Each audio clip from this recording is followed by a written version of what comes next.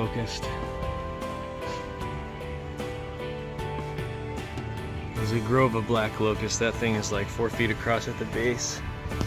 Look at these beautiful flowers. Oh, I wish I was up there. Okay, this is that black locust. Same tree. Now check it out right here. That's some cement or concrete that was wedged into the tree at some point. There's a big cavity in here, but look, this bark is growing around the inside here, and that you can see a little bit of daylight through this cavity. It's a big tree, but I think it's good enough to be able to be kept for a while. This here is kind of poorly attached. Sorry about this angle. The angle probably isn't very good, but look. This is this limb, and that's leaning towards the house.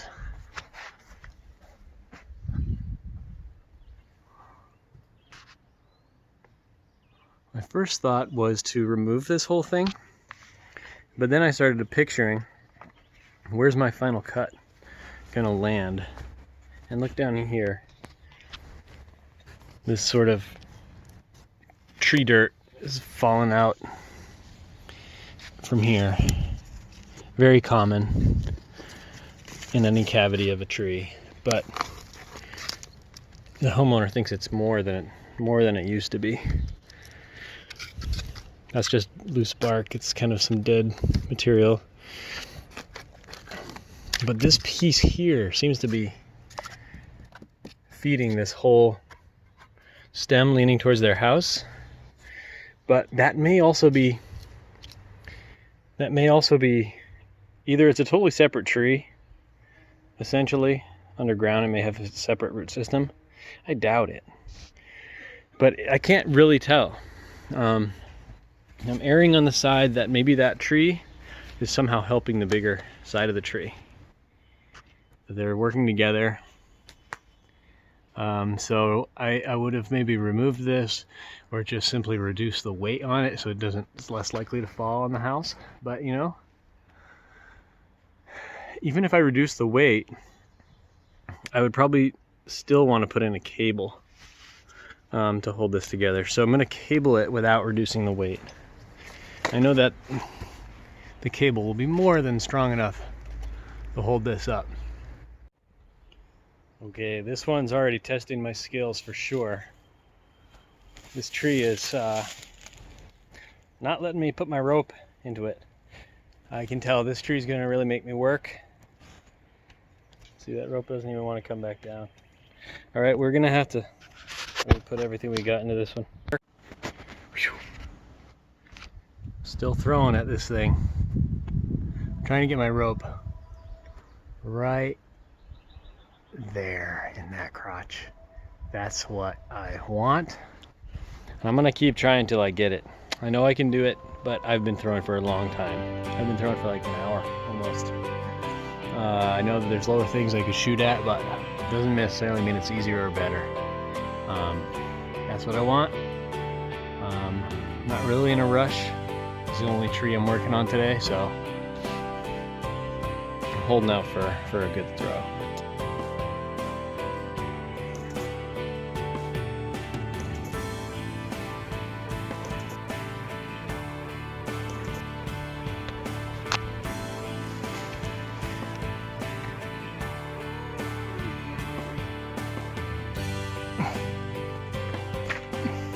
Not gonna happen.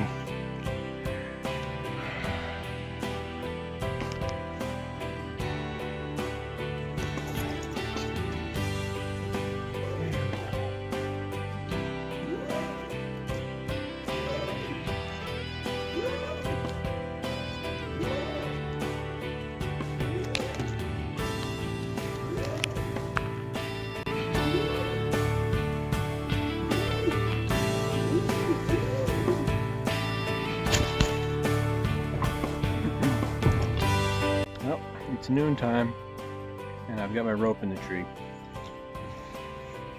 I don't have much else to say for myself other than that. You want some?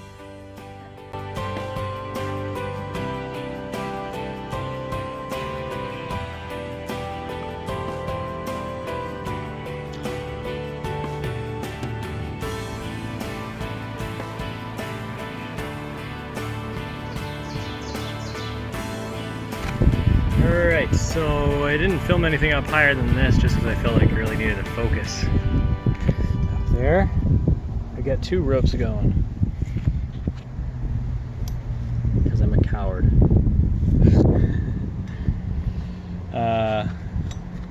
So then I'm going to go up there and I'm going to start messing around with this dynamic cable. Here's what I came up with. This is what we're going to bring in the tree. This is the cable. This is what's going to hold up the weight of that piece of tree. This is a chafe guard that goes around the trunk. I have 10 feet of that.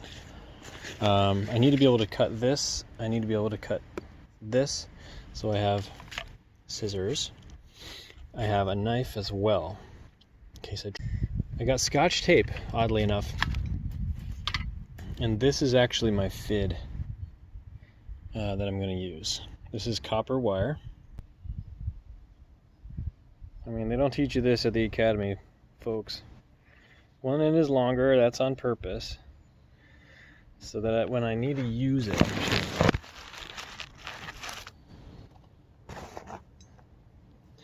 I can take, this is hollow. So I can take this, put it in, the long end goes in, then the short end rests on top, and in fact it will twist. I'll twist the 2 wires together so that they're pinching together, and then I'm going to tape it.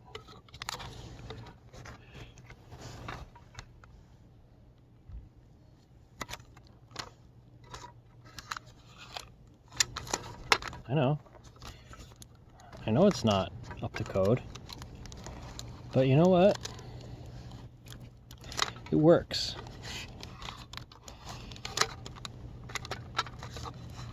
And this way, I'm actually going to be able to not drop this fid. It's going to be attached. It's going to be essentially like a sewing needle. The real weakness of this is the tape, I think. I don't like dealing with the tape at all.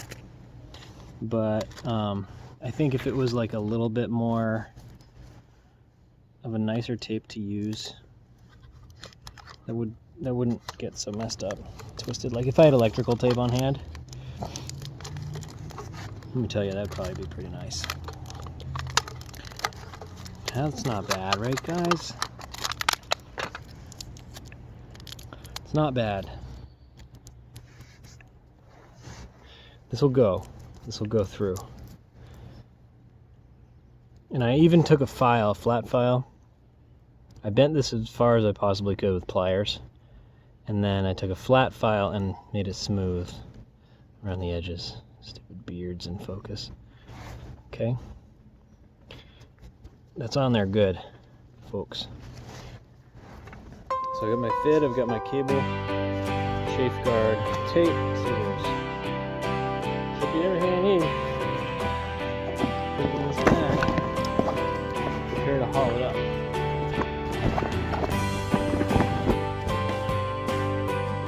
Cold hard truth is, this tree has a lot of decay. So if I were to drill into it to put the bolts for the steel cable, where do you think that decay is going to go? It's going to start moving around. It's going to start running through the tree. So we're learning something new. I'm always doing that. So this is where she's going to lie. One end is going to be around this big trunk. One end is going to be in, I can't point to it, there we go, that crotch there. Yeah, on that other stem.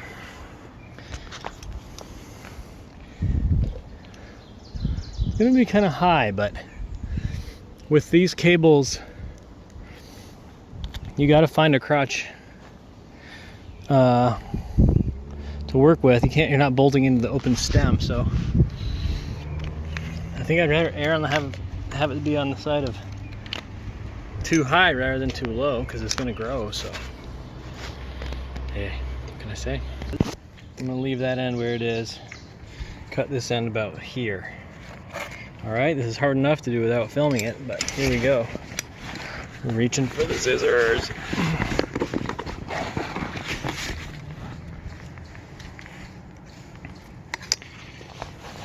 Guys, this is a phone. I'm using a phone. This is a phone that's being clamped between my knees. About 40 feet in the air. Because it's worth it.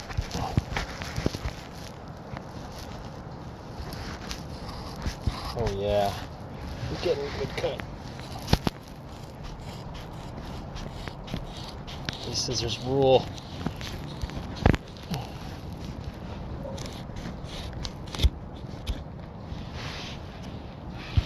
Perfect cinematography, perfect cut. Okay, I'm balancing my phone on my leg. Makes perfect sense, doesn't it? There goes the fid, about 2 inches up.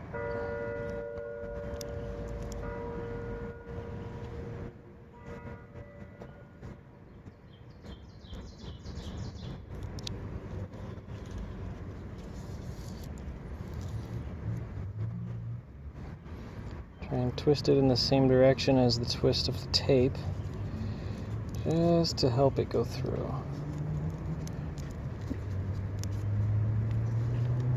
Once the tape is through,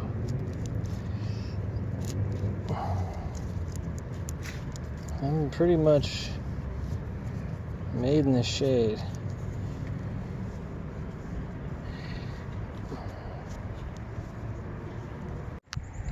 So I went through the rope 6 times, using this essentially as a sewing needle.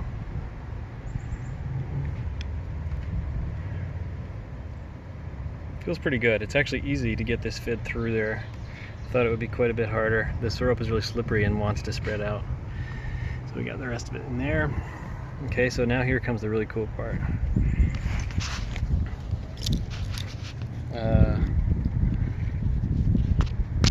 Let's see. Some would say just don't try to film this. You're gonna drop your phone. Here's the first side done. It's got this pretty much seamless look to it. Now look, we got to bring this guy across. So I clipped my lanyard above my hitch. I've got to pull this. It's going to pull the bag across the gap to me, but it's also going to tend to this hitch. It's going to lower this hitch. So I think I should be able to pull it to myself. All right, we're at the end of the road here. This is how the splice came out on the other side. It has a little bow in it right now. Sag in the rope. Shoot. There it is. But look, my rope is redirected to this weak stem. And then back up to the main stem. So my body weight is actually pulling those two stems together, which is what gave me the slack I needed to be able to actually make the splices. But I came back up here because earlier I dropped these. Hope I don't do it again. I need to trim. I need to trim this tail, then I'll be done. Let's see, I'll give you another view out right there.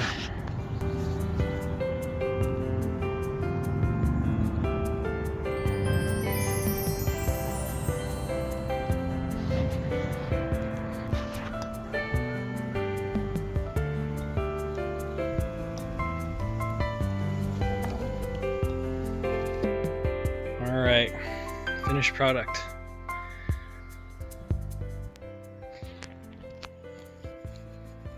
There's the cable. You know, no matter how tough a tree is to deal with in the moment, I'm always happy with the finished product. Well, usually. I mean, there's nothing up there that's gonna harm anything. This tree here is gonna get to live longer.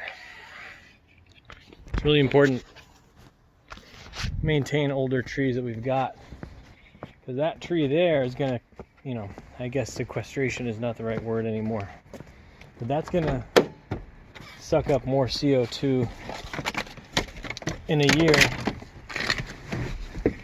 than a small tree would. So like planting a baby tree is nothing like preserving an old tree. Learned that from Lynn Wild. So I feel pretty good. That tree can now coexist. It can coexist with its human surroundings. That person's home is not going to get hit by that limb. And that tree can just go on rocking and rolling. It was hard though. That was a tough one. It's like 5:30 now, 5:45. I'm going home.